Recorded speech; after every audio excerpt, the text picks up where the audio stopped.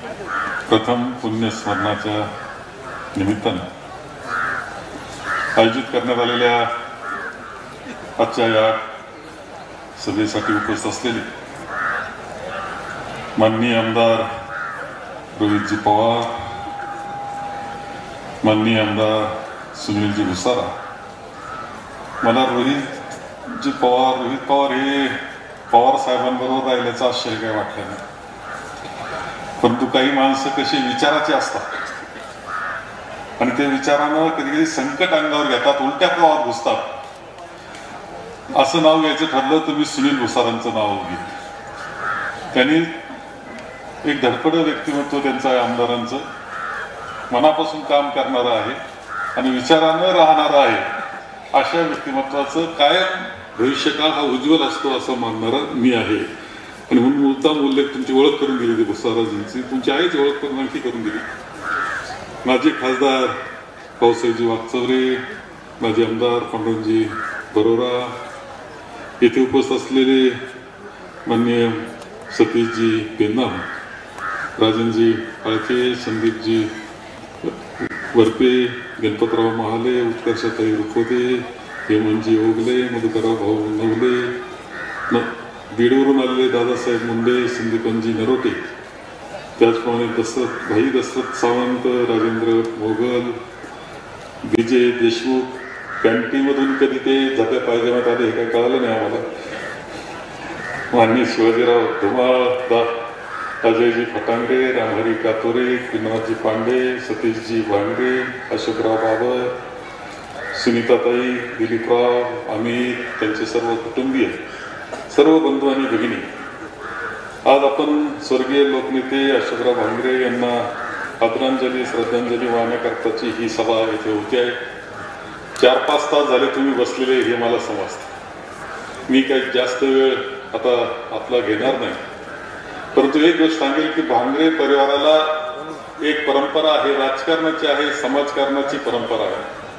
कायम समाजात राहणारं अशा प्रकारचं कुटुंब म्हणजे भांगरे कुटुंब अशी ओळख सुद्धा आहे. खरं म्हणजे गोपाळरावजी भांगरे 1952 साली आमदार झाले.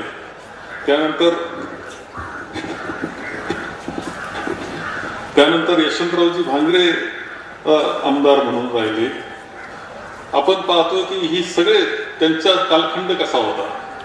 आणि त्याच वेळेस राजाभाऊ भांगरे हे एक व्यक्तिमत्व होतं की ह्याच भांगरे कुटुंबातले राजाभाऊ आर्मीमध्ये होते. राजाभाऊंची माझी काही वेळेस भेट झाली आणि त्यावेळेस मी पाहिलं त्यांचं व्यक्तिमत्व. ते कायम अभिमान त्यांना की ते आर्मीमध्ये होते, त्याचा अभिमान प्रचंड असायचा. आणि यशवंतराव चव्हाण साहेबांची त्यावेळेस सरहद्दीवर भेट त्यांची झाली आणि त्यांनी असं सांगितलं की यशवंतराव चव्हाण साहेबांनी मला विचारलं संरक्षण मंत्री म्हणून, जवान कैसा आहे? तर यांनी उत्तर दिलं, जवान तंदुरुस्त आहे, जवान तयार आहे, सर. त्यांचा शेवटचा शब्द सर म्हणायचे. ते एक सांगण्याची पद्धत होती, आवड होती. अशा ज्या जुन्या माणसाला राजा बोलतो ते कदाचित माहिती असेल. परंतु भांगरे हे नाव सांगितल्यानंतर यशवंतराव चव्हाण साहेबांनी संरक्षण मंत्री होते, सरहद्दीवर होते. त्यांनी जेवणाच्या वेळेस ते भांगरे तो कॅडेट होता त्याला बोलून घ्या म्हटलं आणि विचारलं तू भांगरे म्हणजे कुठला? म्हणजे आपल्याचा. आणि त्यांनी सांगितलं की मी गोपाळराव भांगरेंच्या कुटुंबातला आहे. म्हटल्यानंतर यशवंतराव चव्हाणांनी शाबासकीची थाप त्यांच्या पाठीवर मारली. हे अभिमानानं सांगणारं व्यक्तिमत्व, त्यांची आठवण मला या निमित्तानं आपल्या सगळ्यांना द्यायची आहे. खरं म्हणजे ही सगळी परंपरा पुढे नेण्याचं काम अशोकरावांनी त्यांच्या कालखंडामध्ये केलं. त्या करत असताना अनेक खूप चांगल्या संधी त्यांना मिळाल्या. पंचायत समितीचे सभापती झाले, जिल्हा परिषदचे अध्यक्ष ते झाले, त्याचबरोबर जिल्हा बँकेचे संचालक झाले, त्याचबरोबर साखर कारखान्याच्या निर्मितीमध्ये यामध्ये सहभाग त्यांचा सातत्यानं राहिला. आणि जे जे काही सामाजिक चळवळी असतील त्या चळवळीमध्ये, राजकीय चळवळीमध्ये सातत्यानं काम करणारे अशोकराव भांगरे आणि लोक माणसात वावरणं हे त्यांचं वैशिष्ट्य राहिलं. अशा प्रकारे हे व्यक्तिमत्व आपल्यातून खूप लवकर गेले. खरं म्हणजे वय त्यांचं जाण्याचं नव्हतं. पुढचा काळ खूप मोठा होता, त्यांच्याकरता चांगला काळ होता, पण दुर्दैवानं ते गेले आणि एक धक्का देऊन आपल्या सगळ्यांना गेलेले आहे. एक कर्तृत्ववान व्यक्तिमत्व जाण्याचा खूप मोठा तोटा त्या तालुक्यात जसा कुटुंबाला होतो तसा तालुक्याला होतो, राज्याला तो तोटा असतोच. तर तो यामध्ये एक गोष्ट आहे की अमित भांगरे हे तरुण व्यक्तिमत्व आपल्याला आता पुढे आलेलं आहे. सुनीताताई आणि अमित दोघंही अत्यंत मनापासून लोकांमध्ये फिरत असताना दिसत आहेत, काम करत असताना दिसत आहेत. एक जिव्हाळ्याचं नातं निर्माण करण्याचं काम ते करतायत. ही अत्यंत चांगली गोष्ट आहे. माझं मत असं आहे, मी आता या निमित्तानं जास्त वेळ बोलायचं नाही, वेळ खूप झाला म्हणून एवढं या निमित्ताने एकच गोष्ट मी सांगेन की या तालुक्याचे काही वैशिष्ट्य आहे, विशेषतः पुरोगामी तालुका म्हणून या तालुक्याची ओळख आहे. आणि पूर्वीच्या डाव्या चळवळी जेवढ्या झाल्या त्या चळवळींचा भाग होता. डाव्या भागामध्ये चळवळी होत असायच्या, आईतर रांगणेकर असतील, गोदाताई पौळकर असतील, त्या कम्युनिस्टांच्या चळवळी असायच्या. परंतु त्याबरोबर इथे आदिवासींमध्ये सुद्धा तो वावर होता आणि त्याचा परिणाम एक कम्युनिस्ट डावा विचार इथं रुजलेला आहे सर्व जनतेमध्ये, म्हणजे आदिवासी जनतेत आहे आणि त्याचबरोबर पूर्णपणे बाकी समाजामध्ये सुद्धा एक पुरोगामी विचार असणारा तालुका हे वैशिष्ट्य आपलं राहिलेलं आहे. आणि याचं उदाहरण द्यायचं ठरलं तर हे कसं, तर 19 ते आता 2019ला निवडणूक झाली लोकसभेची. आम्ही भाऊसाहेब कांबळेंना उभं केलं होतं आणि पुढून शिवसेना भाजपचा उमेदवार उभा होता. लाट तर पुन्हा आली होती, पुन्हा भाजपची लाट आली होती, काहीतरी काश्मीरमध्ये घडलं आणि त्यानंतर ती लाट सुरू झाली. अशाही परिस्थितीमध्ये लाट असताना सुद्धा या तालुक्यानं म्हणजे आम्ही सगळे मी मनापासून प्रयत्न करत होतो माझ्या मतदारसंघात लीड मिळालं पाहिजे.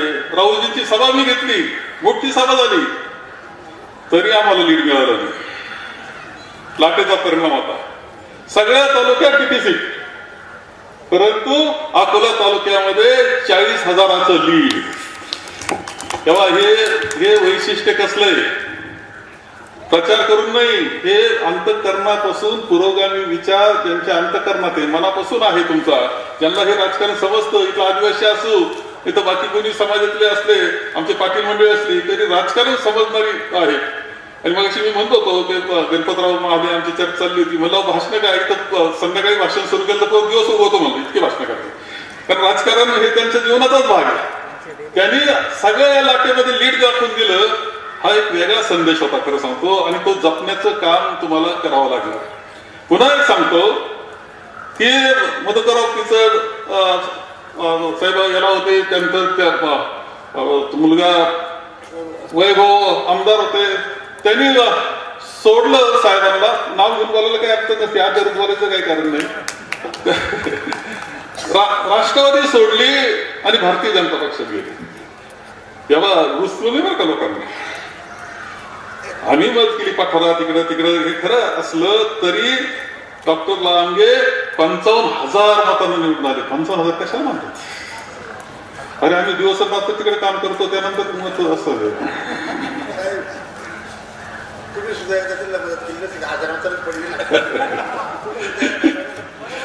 आता सगळ्या इतिहासात नको जाऊ, सगळा इतिहास कशाला करायचा. जे झालं ते झालं असं समजून पुढं चालायचं, चांगलं करायचं. मी विचार काय घेऊन राहिलो हे लक्षात घ्या. विचार हा घेऊन राहिलो की केवळ राष्ट्रवादी सोडली आणि पवार साहेबांना सोडलं तरी या जनतेला रुचलं नाही. 55,000चं लीड आलं.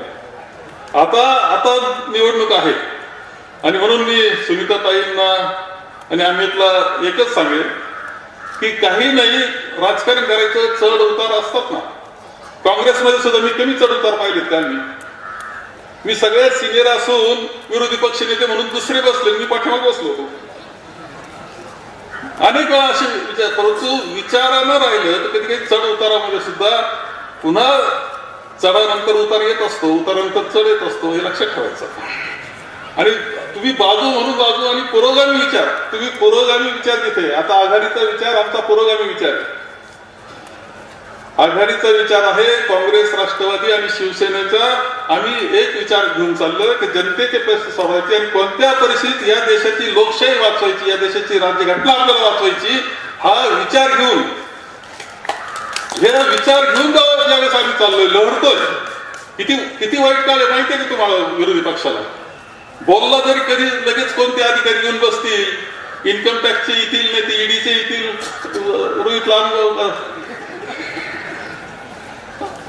म्हणजे आज त्यांच्या चौकशा चालू आहे तिथे 50 माणसं बसलेले आहेत तिथे त्यांच्या सगळ्या संस्थांमध्ये. रोहित आज दौडतोय, कौतुक आहे. त्यानंतर ट्विट केलं, याचंही कौतुक आहे आम्हाला. नाही तर एका दिवसात रोहितने सांगितलं येतो बी आता नका त्रास देऊ, तर झालं स्वच्छ लगेच. एवढं मोठं वॉशिंग मशीन आहे, एका दिवसात लगेच साफ होतं हे सगळं. मग मात्र चालतं सगळं. हे अशा काळामध्ये खरं ज्यावेळेस असा देश तुम्हाला सांगतो संकटामध्ये, आज राष्ट्रवादी पवार साहेबांची राष्ट्रवादी संकटात आहे, का काँग्रेस राहुल गांधींची काँग्रेस संकटात आहे, का उद्धवजींची शिवसेना संकट, असं अजिबात म्हणू नका.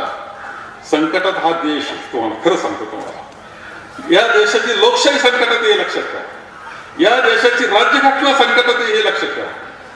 आणि म्हणून जशा पद्धतीनं स्वातंत्र्य चळवळीत तुमचा सहभाग होता, ज्या पद्धतीने स्वातंत्र्य चळवळ लढली, हा देश वाचवला, त्याच पद्धतीनं पुन्हा एकदा लढाईला करता उभं राहणं आणि हा देशची लोकशाही वाचवणं, राज्यघटना वाचवणं, हे काम तुम्हाला करावं लागणार. अनेक प्रश्न आपल्या पुढे, बेरोजगारीचे प्रश्न आहेत, शेतकऱ्याची अत्यंत तुच्छमाना झालेली आहे, सगळी अवस्था वाईट झालेली आहे, महागाई प्रचंड वाढल्यानं जनता सुद्धा वरपडलेली आहे.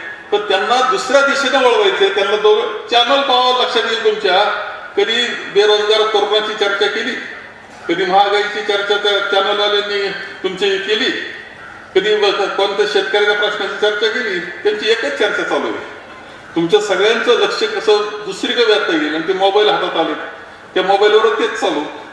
म्हणजे आपण बेरोजगार आहे, संध्याकाळी घरी गेल्यानंतर काय सांगायचं आई वडिलांना, हा प्रश्न ज्या तरुणाचा मनात असतो, त्याचं डोकं सुद्धा दुसरीकडेच नेण्याचं काम त्याच्या प्रश्नापेक्षा आता सध्या चाललेलं दिसतं. सगळं दिशाहीन करण्याचं, दिशा वेगळ्या दिशेनं वळवायचं, या पद्धतीनं चाललेलं आपल्याला ज्यावेळेस दिसतं आहे, त्यावेळेस आपली जबाबदारी आहे ते वाचवणं.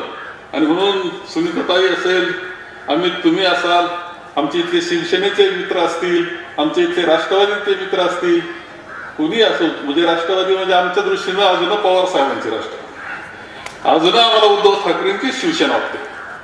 मला सांगा, काल निर्णय झाला अध्यक्षांचा, विधानसभेच्या अध्यक्षांनी निर्णय दिला, सगळे पात्र म्हणून झाला. तर आपल्या पारावरच्या माणसाला जर विचारलं तर तू निर्णय दे, तर काय निर्णय दिला असता त्यांनी? पारावरच्या माणसाचा निर्णय, तो खरा निर्णय असतो. सामान्य माणसाच्या मनाला जे पटतं ना, तो खरा निर्णय असतो, तोच निर्णय झाला असतो. पण आज तसं राहिलं नाही. न्यायाची बाजू सुद्धा, न्यायाधीशच ज्यावेळेस फुटलेला असेल, तो निरपेक्ष राहिलेला नसेल, तर न्याय काय मिळणार? काळजी वाटते आपल्याला. अजूनही कोर्टाचा आपण म्हणतो न्यायालयीन व्यवस्था चांगली चांगली, पण ज्यावेळेस एखादा न्यायाधीश निवृत्त होतो लगेच राज्यसभेत जाऊन बसतो, आपल्याला काळजी वाटते की काय भानगडी, कसं काय विस्कडी घ्या. अनेक काळजीच्या गोष्टी. म्हणून म्हणतो की लोकशाही वाचवायची, म्हणून म्हणतो की राज्यघटना वाचवायची. ते आपलं धोरण. एवढा आदिवासी बांधव इथं बसलेले, आदिवासी बांधवांना आज जी किंमत आली, काही काय सांगा किंमत आली, ती लोकशाहीमुळे आली. तुम्हाला घरी येऊन विचारायला लागले की तू आम्हाला मत दे, तुझं कोणतं काम करायचं, तो म्हणायला लागला तू मागच्या वेळेस असा म्हटला होता, ते केलं नाही काम. हे अधिकार कसा आला रे? मतामुळे आला ना. ते मत लोकशाहीमुळे आलं, राज्यघटनेमुळे आलं. आणि तेच जर तुमचं जाणार असेल तर भवितव्य काय, तुमचं काय, देशाचं काय, सगळंच अंधारात जाईल. ही सगळी गोष्ट लक्षात घेऊन आपल्याला काम करायचंय. आणि म्हणून आम्ही हा विचार आपला, सुनीताताई बसले, आम्ही तुम्ही काही असलं तर विचार सोडायचा नाही, एवढं सूत्र ठेवा, तुमचं चांगलं झाल्याशिवाय राहणार नाही. एवढं तुम्हाला सांगतो, एवढंच माझं मत आहे, ते सांगतो. असं